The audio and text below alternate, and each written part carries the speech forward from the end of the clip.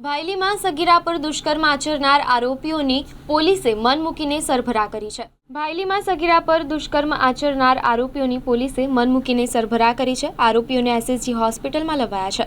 3 આરોપીઓ ચાલી પણ શકતા નથી। ખભે ઉચકી અને સ્ટ્રેચર પર મેડિકલ માટે લઈ જવાયા છે। વડોદરાના નાગરિકો સહિત પોલીસ જવાનોમાં પણ રોષ જોવા મળ્યો છે।